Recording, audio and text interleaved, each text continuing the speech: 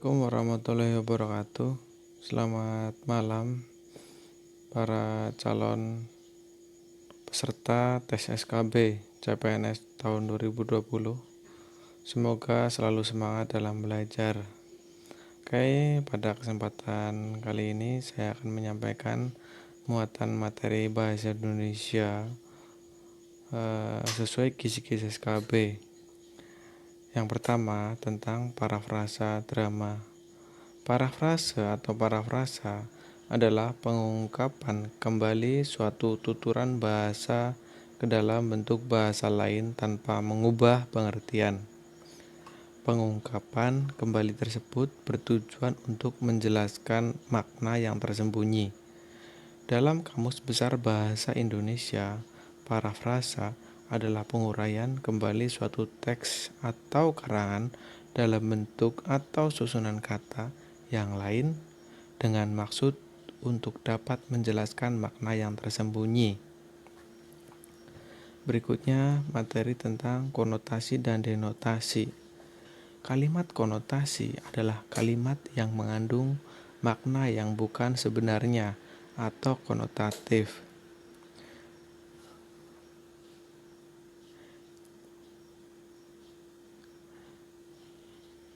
Contoh kalimat mengandung makna konotasi. Kecelakaan di jalan tol telah memakan banyak korban. Memakan. Dalam kata memakan ini berarti mengakibatkan. Padahal kata memakan dalam kalimat denotasi. Kalimat denotasi itu sendiri pengertiannya kalimat yang mengandung makna sebenarnya atau denotatif. Memakan yang tadi dalam kalimat konotatif adalah berarti mengakibatkan dalam kalimat kecelakaan di jalan tol telah memakan banyak korban. Arti dari memakan adalah mengakibatkan banyak korban. Namun dalam kalimat denotasi, Budi memakan apel. Arti memakan adalah mengkonsumsi apel. Denotasi adalah makna yang sesungguhnya. Itu contoh kalimat konotasi dan denotasi. Contoh yang lain. Misalkan kalimat denotasinya dia suka baju berwarna hitam. Kalimat konotasinya dia tidak suka kampanye hitam. Kampanye hitam artinya kampanye jahat. Dia suka baju warna hitam denotasinya. Hitam itu warna sesungguhnya yaitu hitam. Oke, mungkin dua contoh itu sudah bisa menjadi gambaran tentang kalimat konotasi dan denotasi. Satu contoh lagi.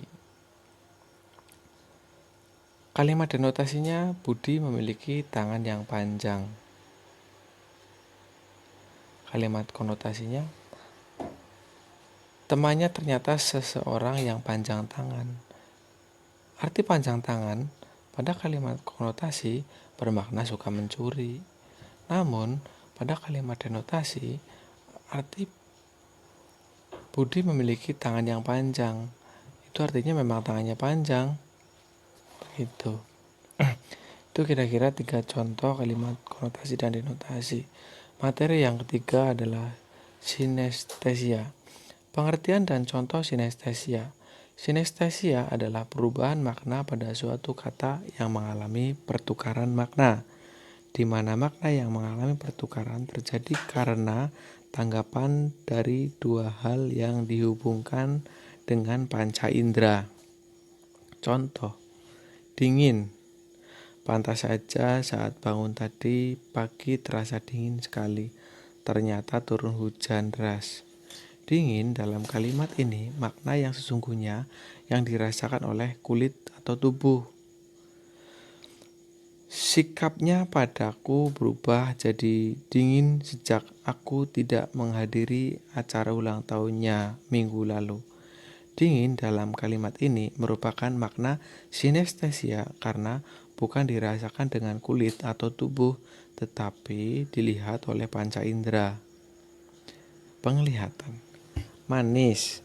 Aku suka bubur kacang hijau buatan kakak karena rasanya manis. pas di lidahku. Gadis kecil itu manis sekali jika rambutnya dikepang 2 saat memakai seragam sekolah. Manis seharusnya dirasakan oleh lidah, namun dalam kalimat ini manis dilihat oleh panca indera penglihatan. Itu tadi materi bahasa Indonesia, kemudian materi PPKN dan IPS. Yang pertama panitia 9.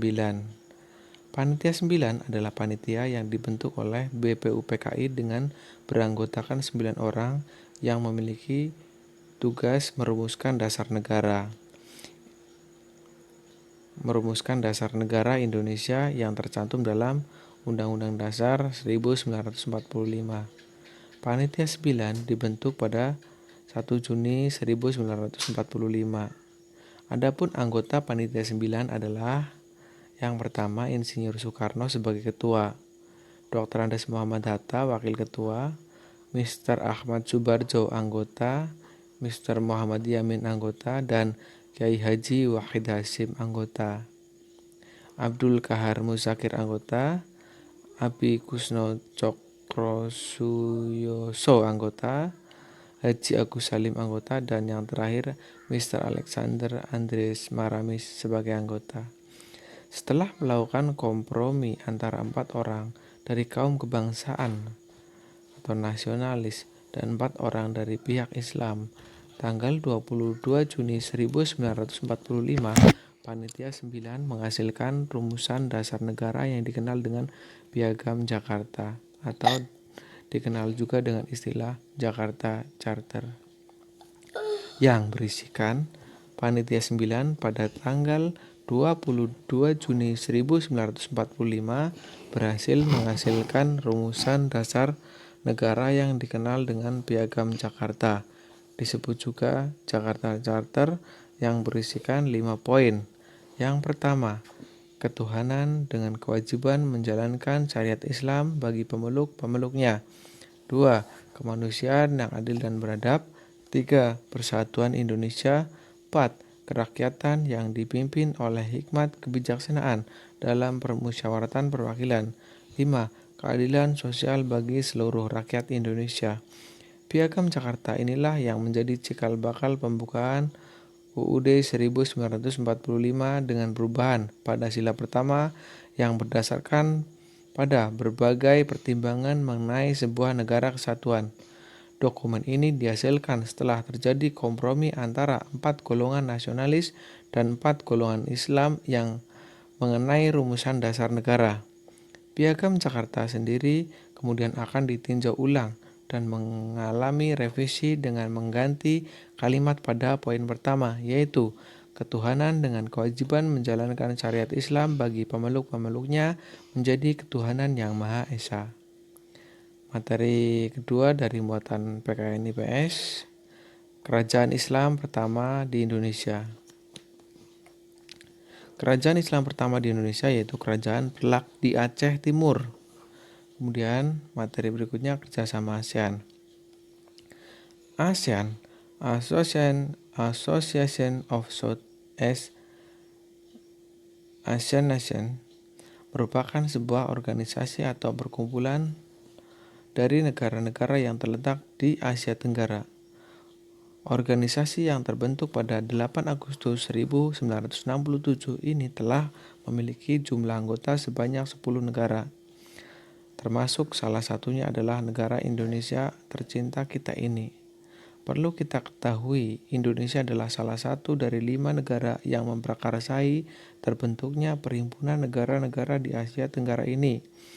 Indonesia menjadi bagian dari organisasi ASEAN, salah satunya untuk membangun hubungan internasional dan organisasi internasional dengan negara-negara yang ada di kawasan Asia Tenggara. Selain itu, dengan terlibatnya Indonesia sebagai anggota ASEAN, maka peran Indonesia di dunia internasional semakin menguat.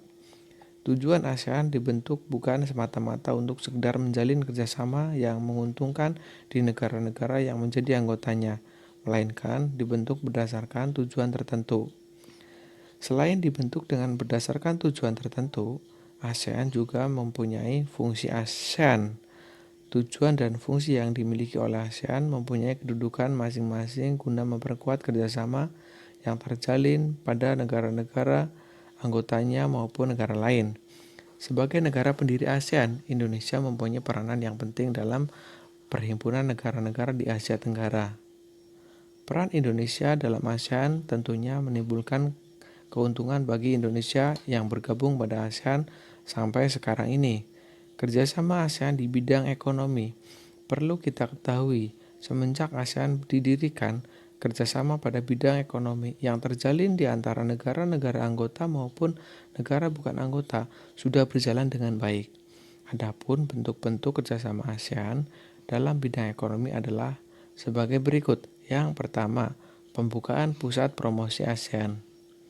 Mendengarkan kata promosi, kita sering mengaitkan dengan hal yang menarik agar orang lain tertarik dengan apa yang sedang dipromosikan.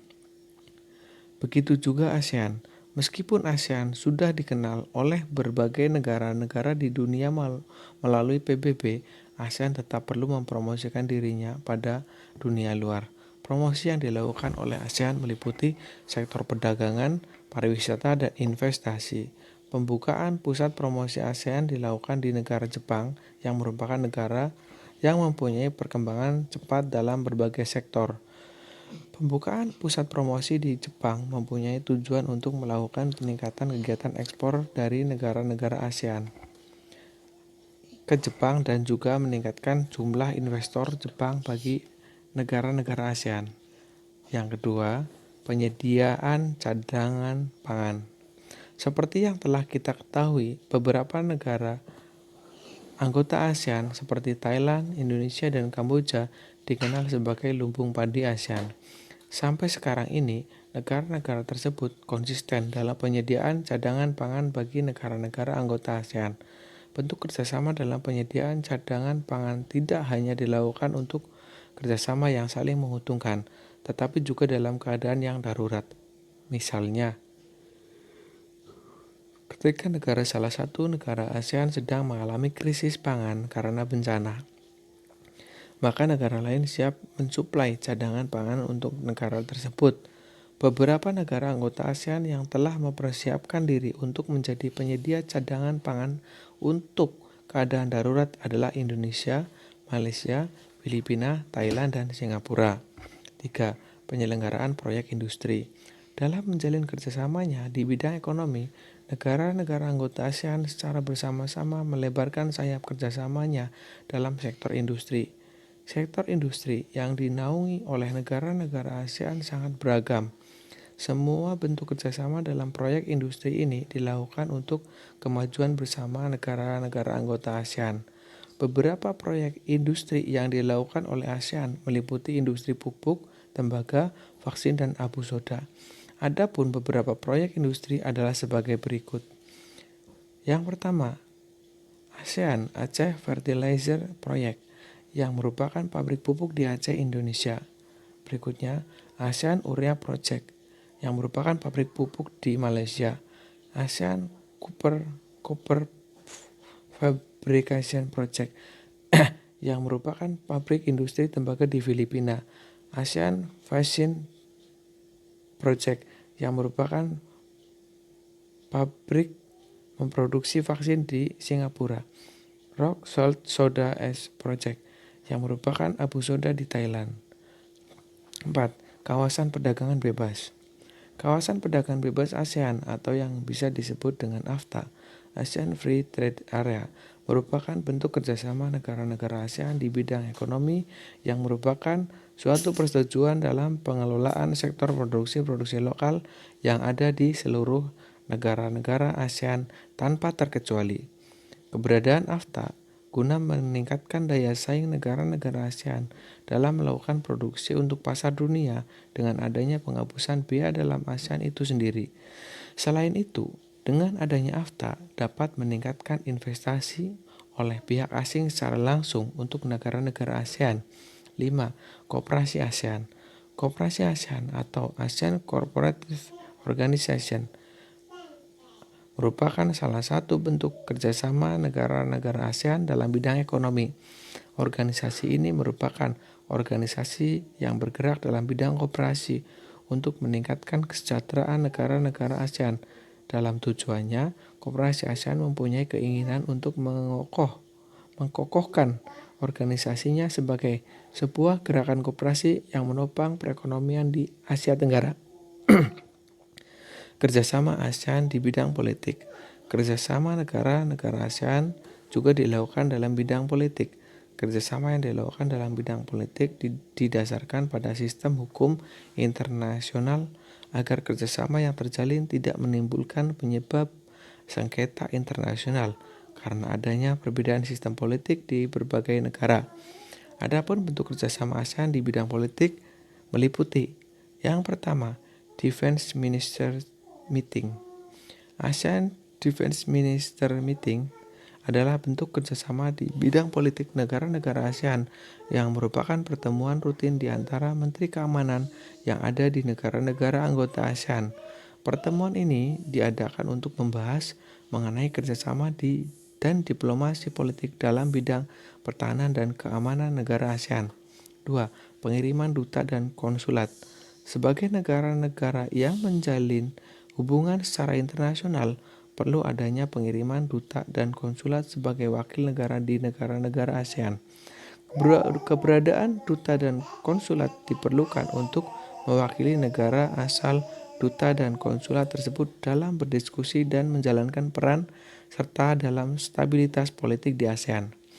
Pengiriman duta dan konsulat merupakan hal yang rutin untuk dilakukan agar wakil negara selalu ada dalam menjalankan fungsi dan perannya sebagai bagian dari ASEAN. 3. Perjanjian ekstradisi ASEAN. Perjanjian ekstradisi negara ASEAN merupakan bentuk kerjasama di bidang politik dalam menangani tersangka kejahatan yang melarikan diri ke kawasan negara-negara di ASEAN. Melalui adanya perjanjian ekstradisi, negara-negara di ASEAN dapat melakukan kerjasama untuk mengembalikan tersangka ke negara asalnya untuk menjaga stabilitas politik di negara-negara ASEAN. 4. Perjanjian Kawasan Bebas Nuklir. Perjanjian Kawasan Bebas Nuklir merupakan kerjasama negara-negara ASEAN di bidang politik mengenai pelarangan senjata nuklir di negara ASEAN.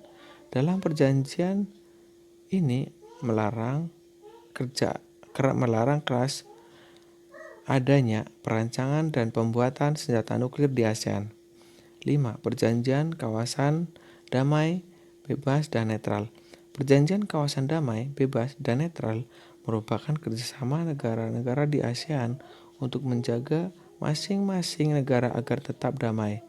Kata bebas dalam perjanjian ini mempunyai makna bahwa setiap negara-negara ASEAN mempunyai hak untuk melakukan sesuatu secara bebas namun tidak melanggar perjanjian atau ketentuan yang sudah menjadi kesepakatan dalam ASEAN. Kata netral berarti negara-negara ASEAN tidak ikut campur atau mengintervensi konflik yang terjadi di negara-negara lain, termasuk di negara ASEAN sendiri. Terlepas dari keuntungan dan peran Indonesia dalam organisasi ASEAN, organisasi ini telah memiliki kerjasama di berbagai aspek dan bidang. Bentuk kerjasama ini tidak hanya dilakukan dengan sesama negara anggota saja, tetapi juga dilakukan dengan negara-negara lain di luar anggota ASEAN, seperti Jepang dan negara-negara Uni Eropa. Bagi Indonesia sendiri, bentuk kerjasama seperti inilah yang mendukung pemerintah Indonesia yang berdaulat ke dalam dan keluar. Demikian materi tentang muatan PKN dan IPS. Semoga bermanfaat, dapat menjadi tambahan wawasan dan pengetahuan sebagai bekal mengikuti seleksi tes SKB. Semoga sukses di SKB, semangat belajar, raih impian. Terima kasih, sekian. Assalamualaikum warahmatullahi wabarakatuh.